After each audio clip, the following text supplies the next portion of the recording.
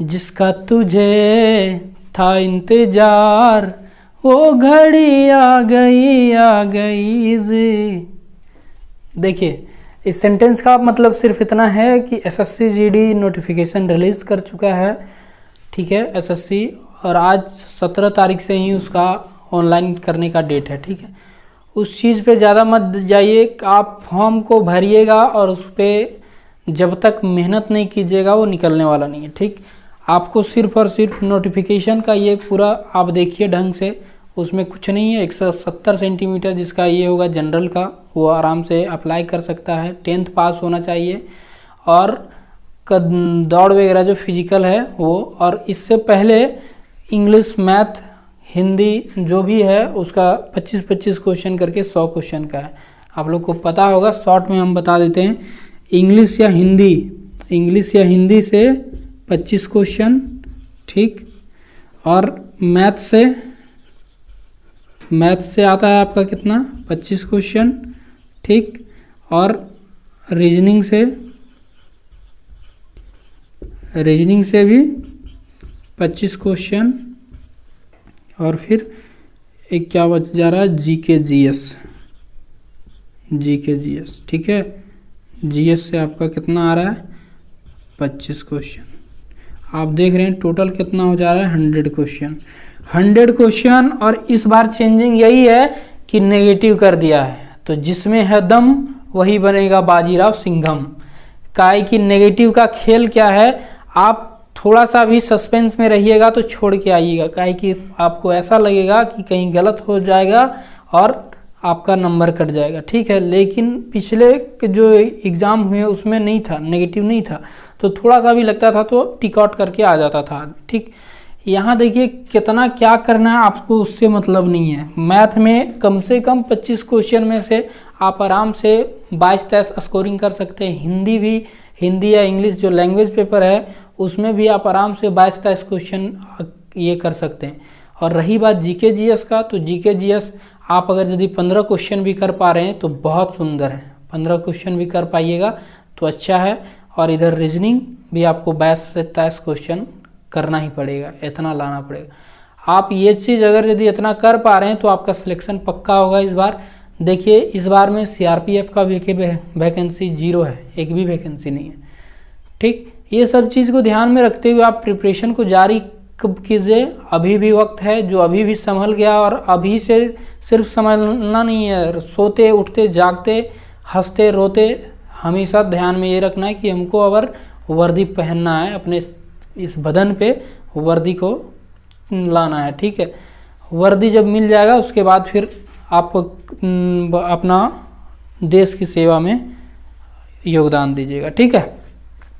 चलिए देखिए वो नोटिफिकेशन वगैरह का आप लोग देख सकते हैं। इतना तो आप लोग का ये है ही, 17 आज ही से स्टार्ट है। आप लोग अप्लाई कीजिए और एकदम जुट जाइए, पूरे मन से जान लगा देना पड़ेगा। जान ऐसा नहीं कि जान झोंक देना है, हमेशा दिमाग में सिर्फ यही रहना चाहिए कि अब कहीं इधर उधर नहीं, सिर्फ और सिर्फ टारगेट एग्ज़ाम, ठीक। चलिए देखिए आज का हम क्वेश्चन करेंगे प्रॉफिट लॉस का, ठीक। बढ़ते जा रहे हैं हम लोग। इसमें देखिए इस टाइप के क्वेश्चन में क्या कहेगा, एक संयुक्त रूप से कोई 2 सामान खरीद लेता है, 2 सामान, और उसको फिर अलग अलग लाभ या हानि पे बेचेगा। ऐसा जिस दिन आप टाइप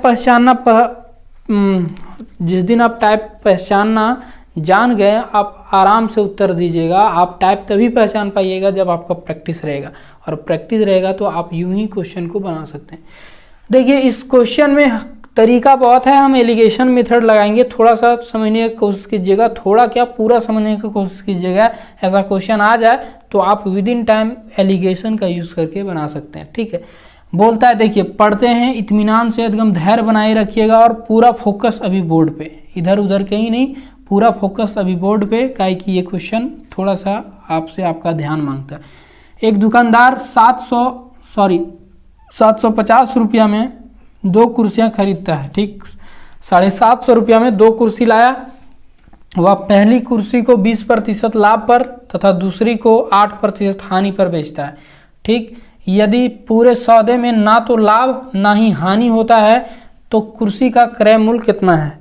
आप बता सकते हैं, बिल्कुल बता सकते हैं। देखिए क्या है, संयुक्त रूप से 2 गो कुर्सी 750 में खरीदा, पहला कुर्सी को बेच दिया 22.5% प्रॉफिट पर, प्रॉफिट ऊपर जाके, और दूसरा कुर्सी को बेचा है 8.5% नीचे लेके। ठीक है, देखिए हमारा तो यहाँ पता नहीं है कि 750 में पहला कुर्सी कितना में खरीदा है, दूसरा कुर्सी कितना में खरीदा है, वो सब चीज़ पता नहीं है। हम पहला कुर्सी, ये पहला कुर्सी का बात किए, ये किसका, दूसरा कुर्सी का, कुछ ज़्यादा नहीं, जो डाटा दिया है हम सिर्फ उसी का यूज़ करेंगे। ठीक है, ये बोलता है, देखिए पहले क्या बोलता है, ये चीज़ को लेंगे 22% लाभ पर, तो 22% लाभ पर पहला को 22% लाभ पर बेच दिया। ठीक, और दूसरा को क्या कर रहा है, 8% हानि पर, और ये हानि जो रहेगा ना, आप माइनस में दिखाइएगा इसको, काहे कि ये हानि हो रहा है। ठीक है, एलिगेशन में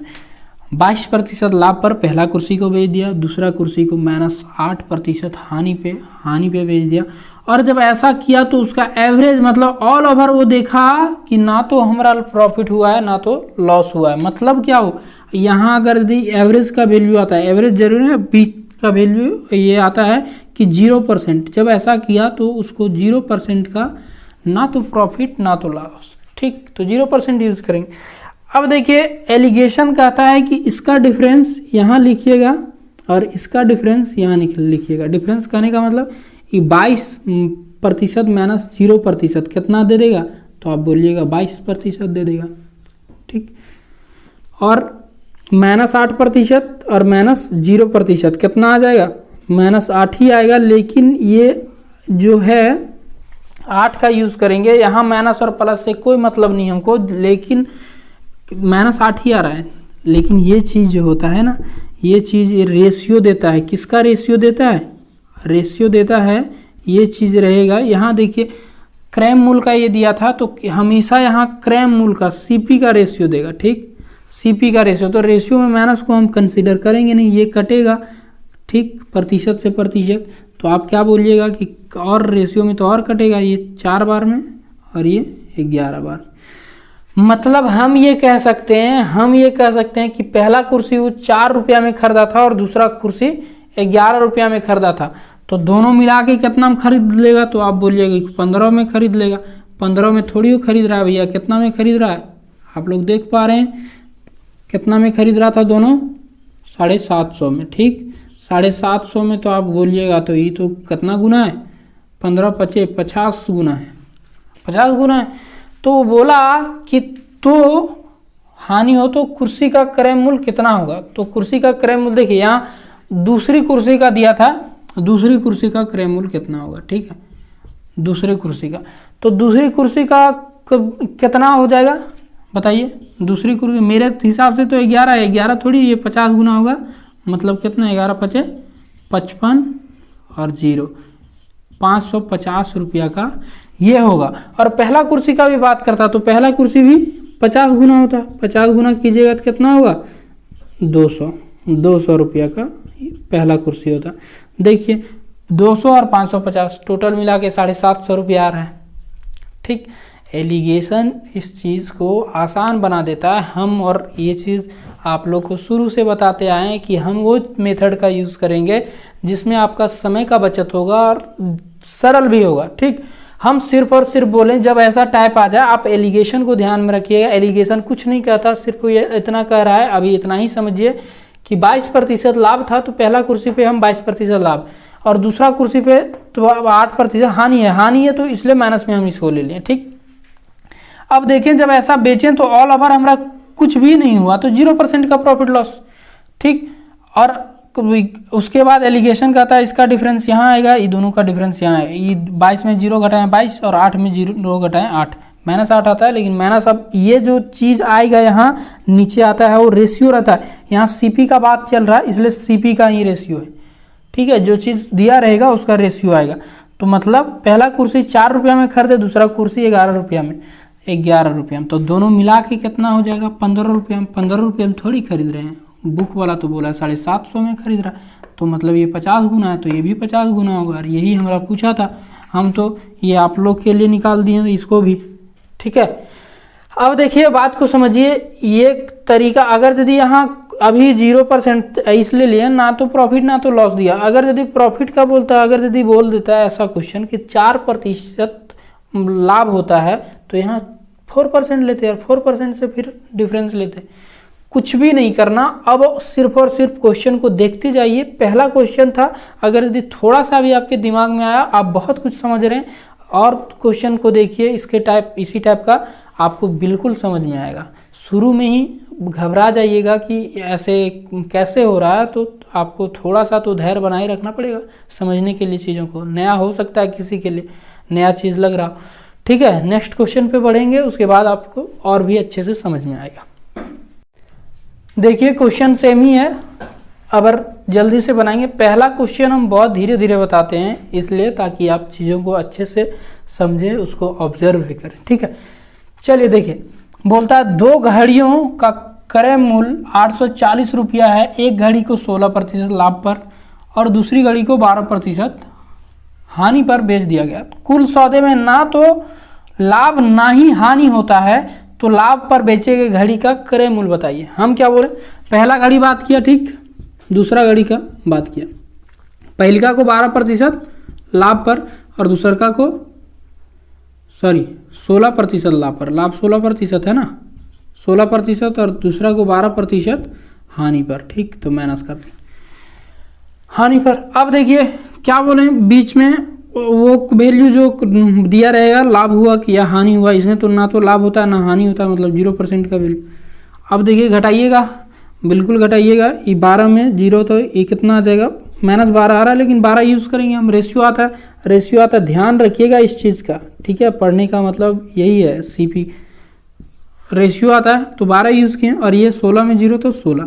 ठीक, हम क्या किए, 4 या 12, 4 चौगा 16। अब दोनों को मिला के अब जब बोल रहे हैं 3 रुपया में पहला घड़ी, दूसरा 4 में, मतलब 7 रुपये में खरीद रहे हैं। 7 रुपये में थोड़ी खरीदा रहा भैया, 7 रुपये में नहीं, कितना, 840 रुपया। 12 सत्ती 84 और 1 0, मतलब 120 गुना है। 120 गुना है, तो वो पूछा कि तो लाभ पर बेचे गए घड़ी का क्रय मूल्य। लाभ पर कौन बिक रहा है भैया, लाभ पर पहले की घड़ियाँ बिक रहा है। तो पहला घड़ी तो हम मान लें कि 3 रुपये में खरीदे थे, 3 रुपये में थोड़ी, ये 120 गुना मतलब कितना, 12 या 36, 360 रुपया में खरीदा गया होगा ये घड़ी। ठीक, किसी तरह को कोई समस्या नहीं, आप बिल्कुल बहुत आसानी से बना सकते हैं। इतना करने का जरूरत भी नहीं है। जिस दिन आप इस चीज़ को समझने लगेगा, डायरेक्ट 16% 12%, ये 12% कहीं कि ना तो लाभ ना हानि। जब भी 0 आता है तो वो तो 12 इधर उतर जाएगा, 16 इधर उतर जाएगा, जैसे पिछला क्वेश्चन में भी उतरा था। ठीक, रेशियो मैंने लिया 3 और 4 का। 3 का वैल्यू मेरा पूछा था, 7 का वैल्यू दे रखा था, हम निकाल लिए, क्या है इसमें। ठीक, देखिए एग्जाम अब सर पे है, अभी नहीं पढ़िएगा तो कुछ नहीं होने वाला। ठीक, अभी जो पढ़ लिया 2 महीना अपना दिल और दिमाग को दबा के, वो बहुत कुछ कर लेगा, एग्जाम को क्लियर कर सकता है। ठीक है, और नहीं पढ़िएगा तो इसमें किसी का कुछ नहीं जाने वाला, आप ही का जाएगा। फिर से 2-3 साल, एक बार आप मिस किए मतलब 2-3 साल की प्रक्रिया में फिर से फंसिएगा, और तब तक पता चला कि आप बूढ़े होते जा रहे। ठीक है, एज भी इसमें कम रहता है, मौका बार बार नहीं मिलेगा। इसलिए जो मौका हाथ में आया है उसको छीन झपट के किसी भी तरह से अपना कर लीजिए। तुम्हें अपना बनाने की कसम हमने खाई है, वही कसम खाना पड़ेगा। दिन रात ख्वाबों में भी जब तुमको दिखने लगेगा कि हम वर्दी पहने हैं, उस दिन मान लेना कि तुम सफल हो जाओगे। काहे कि जिस दिन वो जुनून आया उस दिन आप पढ़ने से इतराइएगा नहीं, आप मेहनत करने से। ऐसा नहीं पढ़ाई कुछ नहीं है, सिर्फ और सिर्फ कुछ चीज़ों को सीख रहे हैं आप। सीखने के ये से पढ़िए, बिल्कुल मज़ा आएगा, बहुत मज़े में पढ़िएगा। और ये बोझ कि काम करना है हमारा, पढ़ के काम करना है, तो फिर नहीं हो पाएगा। सीखना है बस, और क्या, मज़े मज़े में सीखिए, जैसे भी सीखिए। चलिए नेक्स्ट क्वेश्चन पे बढ़ेंगे। देखिए मेरे दोस्त भाई जो भी हैं, आप देखिए इस क्वेश्चन को, सेम उसी तरह का क्वेश्चन है, थोड़ा सा आपके दिमाग के साथ खेलने का कोशिश कर रहा है।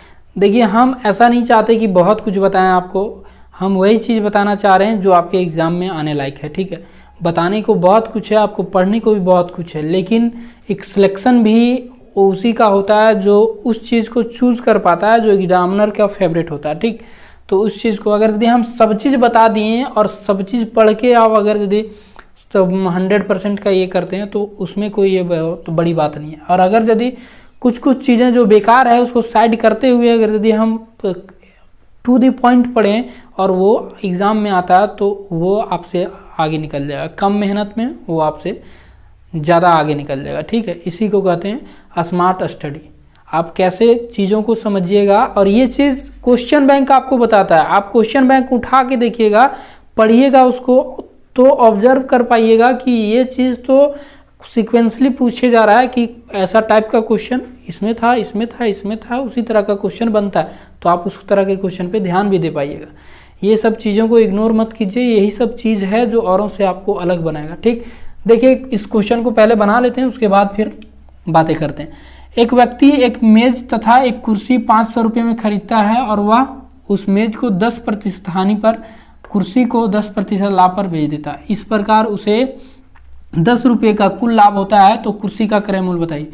क्या है, एक तो मेज है, ठीक, मेज को M से लिख देते हैं, और कुर्सी है, कुर्सी को C से लिख देते हैं, चेयर। ठीक, जो भी टेबल कुर्सी भी लिख सकते हैं, टेबल, ठीक, टेबल और कुर्सी, चेयर। अब देखिए वो बोलता है मेज को क्या कर रहा है, 10% हानि पे, 10% किस पे, हानि पे, माइनस। ये चीज़ भूलिएगा नहीं, इसलिए हम ब्रैकेट में इसको, ताकि आप थोड़ा हाईलाइटेड रखिए उस चीज़ को। 10% माइनस में, और 10% लाभ, मतलब लाभ में प्लस दीजिएगा तो कोई फर्क पड़ने वाला है नहीं। ठीक है, 10%। अब देखिए यहाँ से थोड़ा सा आपका ये जो वैल्यू लिख, ये अगर यदि ये दोनों प्रतिशत में है तो यहाँ भी प्रतिशत वाला वैल्यू आना चाहिए था, लेकिन वो बोला कि टोटल लाभ होता है 10 रुपया, रुपया में दे दिया वो। तो आप अगर यदि बेवकूफ़ हैं तो इसके जाल में फंस जाइएगा, और थोड़ा सा अगर यदि प्रतिशत को ढंग से पढ़ें तो आप बोलिएगा कि अरे 10 रुपया का टोटल प्रॉफिट हुआ, किस पे, टोटल 500 रुपया वो पूंजी फंसाया था उस पे। ठीक, तो प्रतिशत में कितना होगा, 10 रुपये का प्रॉफिट किस पे, 500 पे, 1010, 1/50 मतलब 2%, 2% का प्रॉफिट हुआ। मतलब हम यहाँ क्या यूज़ कर सकते हैं, आप बोलिएगा 2% यूज़ कर सकते हैं, जो लाए हैं उसको यूज़ कीजिए। और क्या हो रहा है, प्रॉफिट नहीं हो रहा है, लाभ हो रहा है, तो प्लस में रहेगा। ठीक, ये दो कहाँ से लाए आप लोग समझ गए। 10 रुपया का लाभ हुआ टोटल किस पे, कुल 500 रुपया पे। इसको कन्वर्ट करेंगे आप गुने 100 करके, ये 2% का वैल्यू आपको दे देगा। हमको परसेंट में चाहिए था, ले आए। चलिए अब यहाँ से इसको घटाएंगे, 10 में 2 घटेगा, कितना आ जाएगा, 8% आएगा, लेकिन हम रेशियो में सिर्फ ये लेते हैं। ठीक, और 10 में -10 में -2, अभी तो घट रहा है ना भैया, देखिएगा बहुत कोई इसी में फंस जाता है। -10% और ये माइनस कितना, -10% और -2%, कितना हो जाएगा, -12%। पर माइनस तो लेना नहीं है आपको, क्या ले लें, डायरेक्ट आप बोलिएगा 12 ले लीजिए, 12 ले लीजिए। रेशियो में बात करना है, 4 दूनी 4 तिया। ठीक, मतलब टेबल को, मेज को खरीदे 2 रुपया में, इसको खरीदे 3 रुपया में, दोनों मिला कितना में खरीद लीजिए, लिए 5 रुपया में। 5 रुपया में थोड़ी हो, आप जो बोलिएगा वो नहीं है, 5 रुपया में नहीं, 500 रुपया बनाना इसको। 500 रुपया मतलब कितने गुना बोलिएगा, 100 गुना। तो किसका पूछा है, तो कुर्सी का। कुर्सी कितना में, 3 गुना, तो सॉरी 3 रुपया मतलब इसका 100 गुना, 300 रुपया में आप कुर्सी को खरीदेते हैं। किन्हीं को कोई समस्या, जब भी ऐसा क्वेश्चन आ जाए तो आप क्या कीजिएगा, परसेंट में इसको कन्वर्ट कर दीजिएगा। बिल्कुल बहुत ही आसान है, आप प्रतिशत पढ़ चुके हैं, तब भी ये चीज़ नहीं बोलिएगा कि नहीं हमको नहीं आता, तब तो आप प्रतिशत एक बार फिर से पढ़ने का ज़रूरत है। हम बोले थे कि 10 किताब पढ़ने से बेटर है एक किताब को 10 बार आप पढ़िए, बहुत अच्छे से समझ पाइएगा और चीज़ों को ध्यान में रख पाइएगा दिमाग में। ठीक है, इधर उधर के बातों पे ध्यान मत दीजिएगा। कोई बहुत डिफ़िकल्ट क्वेश्चन एग्जाम में नहीं आता है, डिफ़िकल्ट क्वेश्चन एग्जाम में आएगा ऐसा नहीं है, डिफ़िकल्ट का भी सॉल्यूशन बहुत ही आसान रहता है। देखिए ये क्वेश्चन देखने में तो लंबा चौड़ा लगता है, लेकिन सॉल्यूशन उतना ही ईजी है अगर यदि समझ पाइएगा तो इस चीज़ पे नहीं जाइएगा कि हमसे हार्ड क्वेश्चन पूछ देगा। हार्ड क्वेश्चन पूछ देगा तो 100 में 100 बनाने का ज़रूरत नहीं है, वो छोड़ के आ जाइएगा आप, तब वो सेलेक्ट हो जाइएगा। ठीक है, 99 नंबर ला रहिएगा तब। ठीक। तो एक क्वेश्चन के चक्कर में आप अपना दिमाग और ये करने का कोशिश मत कीजिएगा, नहीं बनता है आप उसको स्किप करके आगे बढ़ सकते हैं, एग्जामिनर वही क्वेश्चन नहीं देने वाला। ठीक, लेकिन जो चीज़ एग्जाम में पूछा है और पूछने लायक है उस चीज़ को छोड़िएगा भी नहीं। इतना बार कर लीजिए कि एग्जाम में जैसे आए तैसे आपके दिमाग में खटाक से क्रैक करना चाहिए कि अरे ये क्वेश्चन है, इसको तो ऐसे ढूंढ देंगे हम।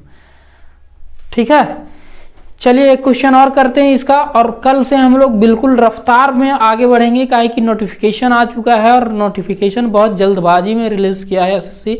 तो हो सकता है मे भी ऐसा हो कि आपको एग्ज़ाम भी बहुत जल्दी वो करा ले। ठीक है, आपका जो एग्ज़ाम है बहुत जल्दी करा ले, तो हम लोग के पास समय बचा नहीं है। हम लोग इस चीज़ को ध्यान में रखते हुए आगे बढ़ेंगे। जो छोड़ने लायक है उसको छोड़ना भी पड़ेगा और जो पढ़ने लायक है उसको ढूंढ के पढ़ना पड़ेगा। ठीक, दिन रात करके पढ़िए। यही 1 से 2 महीना, 2 क्या 3 महीना भी अगर यदि आप पढ़ते हैं और इस 3 महीने के मेहनत से आप पूरी ज़िंदगी ऐशो आराम में जीना चाहते हैं, जो आपका सपना है वर्दी पहनने का, वो अगर यदि मिलता है तो क्यों ना ये 3 महीना एकदम सन्यासी बन जाइए। ठीक है, चलिए नेक्स्ट क्वेश्चन पे जाते हैं। चलिए देखिए इस क्वेश्चन को, ये क्वेश्चन सेम उसी तरह का नहीं है, यही तो बात है। आप लोग देखिएगा और थोड़ा थोड़ा बात पे अगर यदि इधर उधर क्वेश्चन हो जाएगा तो आप लोग सीधे ये बोलिएगा कि ये चीज़ तो पढ़ाए ही नहीं। लेकिन सब चीज़ एक दूसरे से ये है, कहाँ कैसे यूज़ करेंगे आप जब दिमाग दौड़ाना स्टार्ट कीजिएगा तब समझ में आएगा। ठीक, बिना पढ़े कुछ नहीं होने वाला। एक बात, हाँ, आप जन्म के वक्त आपका घर में क्या था नहीं था, कितना सुख सुविधा था, ये इस पे आपका कोई ये गलती नहीं था। कहने का मतलब आपके घर में कितनी गरीबी थी आपके जन्म के समय, ये आप पर डिपेंड नहीं करता था, उसमें आपकी गलती नहीं था। लेकिन आप गरीब थे और गरीब ही मर जाओगे तो इसमें आपकी गलती है। ठीक है, क्या कि आप कुछ ऐसा नहीं कर पाए जिससे आपका परिवार ऊपर उठ पाएगा। ठीक, इसलिए उस चीज़ को ध्यान में रखिए, ये आप पर डिपेंड करता है, किसी तरह का बहाना और मजबूरी नहीं चलेगा। सब चीज़ अगर यदि इंसान जिद पे उतर जाए तो हर चीज़ पा सकता है, सिर्फ वो जिद लाना पड़ेगा अपने अंदर, और वो जिद और जुनून चाहिए। अगर यदि वर्दी लाना है, आप अपने शरीर पर पाना चाहते हैं तो ये वो जिद और जुनून अब चाहिए, क्या कि वो वक्त आ चुका है। देखिए क्वेश्चन को, बोलता है राहुल ने 2 साइकिल 1500 रुपये में खरीदा। ठीक है, 1500 रुपये में 2 साइकिल लाता है। उसने एक साइकिल को 20% हानि और दूसरे पर 20% लाभ पर बेच दिया। यदि दोनों साइकिल का विक्रय मूल्य समान है, यहाँ देखिए जब बेच रहा है तो विक्रय मूल्य समान है, यहाँ कहीं से नहीं दिया कि इतना % प्रॉफिट होता है या लॉस होता है कि दो टोटल सौदा में, कहीं से नहीं दिया। तो हम वो एलिगेशन मेथड को अभी होल्ड करते हैं। अब देखिए इसको कैसे कर सकते, सेम उसी तरह से फ्रैक्शन मेथड में यूज करेंगे। 20% एक दिया है, दोनों 20% दिया है, यही ना, कोई बात नहीं। 20% मतलब 1/5, दोनों 20%, दोनों बार लिखने का जरूरत नहीं। एक बार लाभ में बेच रहा, हानि में, मतलब 5 रुपया का चीज़ वो 4 रुपया में बेचेगा, और दूसरी बार भी 1/5, मतलब अगर लाभ में बेच रहा मतलब 5 रुपया का चीज़ 6 रुपया में बेचेगा, यही ना। पहला साइकिल था, पहला साइकिल का, और ये दूसरा साइकिल। अब देखिए ये बोलता है कि इसका क्रय मूल्य, ये 5 रुपया का, अब लिख रहे हैं तो पूरा लिख देते हैं, और ये विक्रय मूल्य। ठीक, पहला क्वेश्चन ऐसा है इसलिए विक्रय मूल्य। अब पहला 5 रुपया का 4 रुपया में बेचा, दूसरा 5 रुपया का 6 रुपया में बेच रहा है, लेकिन वो बोला कि दोनों का विक्रय मूल्य जो है समान होना चाहिए। यहाँ समान है नहीं है, हमारा तो समान बनाना है। आपका क्या तरीका है, या तो ये 6 को इसमें गुना 4 को, लेकिन उससे छोटा वैल्यू भी गुना करके हम जा सकते हैं। कैसे, 4 तिया 12 और ये 6 दूनी 12, हमारा बराबर करना था। बराबर हम 6 से गुना करते 24 और इसको 4 से करते तब भी 24, लेकिन 12 हम देख रहे थे 12 बन रहा था तो इसको भी 12 बना दिया, इसको भी 12। इसमें कितना गुना कर दिया 3, तो ये भी 3 मांगेगा। इसमें कितना गुना कर दिया 2, तो ये भी 2 मांगेगा। ये तो बराबर हो गया ना भैया, ये बराबर हो गया। बोलता है खरीदा कितना में था, 1500 में। हम अगर यदि देखेंगे तो पहला का कितना खरीदारी हो गया, पहला का क्रय मूल्य 15 रुपया, दूसरा का क्रय मूल्य 10 रुपया, 15 और 10 दोनों मिला के कितना हो जाएगा, बोलिएगा 25 रुपया। ठीक, छोटा लिख देते हैं। 5 तिया 15 रुपया में पहला साइकिल खरीदा और 5 दूनी 10 रुपया में दूसरा साइकिल खरीदा। दोनों मिला के 25 रुपया। 25 रुपया में थोड़ी खरीदा है, कितना में खरीदा है? 1500 में। ठीक, कितना गुना हो जाएगा? 25 चौका 100 और 15 चौका 60, मतलब 60 गुना है। कोई शक? 25 छक्का 150 और 1 0। ठीक है, अब 60 गुना है तो जो पूछा उससे बोल देंगे। यदि दोनों साइकिल, तो दोनों साइकिल का क्रय मूल्य समान, तो दोनों साइकिल का क्रय मूल्य क्या होगा? क्रय मूल्य। अब देखिए 60 गुना है। 60 गुना मतलब पहल का साइकिल को हम कितना में इधर लिख रहे हैं, ठीक है। 15 है मतलब कितना गुना करना पड़ेगा? 60 गुना। 15 छक 90, 900 रुपया में पहला साइकिल खरीदा। दूसरा को पूछा है दोनों साइकिल का, तो दूसरा को भी निकाल देंगे। 10 रुपया का कितना आ जाएगा? ये भी 60 गुना। 60 गुना मतलब 600 रुपया। देखिए दोनों साइकिल 900 और 600 कितना में? 1500 में खरीदा रहा है। ठीक, समझ पाए इस बात को? बिल्कुल आसान क्वेश्चन था, कुछ भी नहीं था। सिर्फ और सिर्फ आप तरीका अगर यदि इधर उधर कर देंगे तो आपके लिए डिफिकल्ट भी हो सकता है। हम क्या बोले, सिर्फ और सिर्फ विक्रय मूल्य को बराबर करना था। पहल का 5 रुपया उसे 4 रुपये में जा रहा था, दूसरा 5 रुपये से 6 रुपये में। इसको हम बराबर कर दिए 3 और 2 से। देखें ये भी इधर से गुना हो गया, तो 25 रुपया 1500 के बराबर था, तो 60 गुना था, तो 15 भी 60 गुना होगा 900 और 10 भी 60 गुना होगा 600। दोनों साइकिल का हम क्रय मूल्य बता दिए। ठीक, देखिए भैया बात बहुत सिंपल है। जब तक मेहनत नहीं कीजिएगा आपको कोई पूछने वाला नहीं है, ठीक है। कुछ बन जाइए, उसके बाद हर कोई जो नहीं भी आपसे रूठा रहता है वो भी आपको बोलेगा कि और बताइए कब आए ड्यूटी से, ठीक है। तो ये वर्ड अगर यदि सुनना है कि और बताइए कब आए ड्यूटी से, तो बिल्कुल एकदम लग जाइए। 2-3 महीना का मेहनत अगर यदि रंग ला देगी तो ज़िंदगी भर आपको नाम ये रहेगा कि आपका जॉब हो गया। और किस में? वो भी देश की सेवा करने में, वर्दी वाले में। वर्दी का जुनून जिस पे छाता है वो सिर्फ जुनून ये से नहीं होगा, उसके लिए बहुत मेहनत भी करना पड़ता है। चलिए नेक्स्ट क्लास में मिलते हैं नए क्वेश्चन और नए अंदाज में।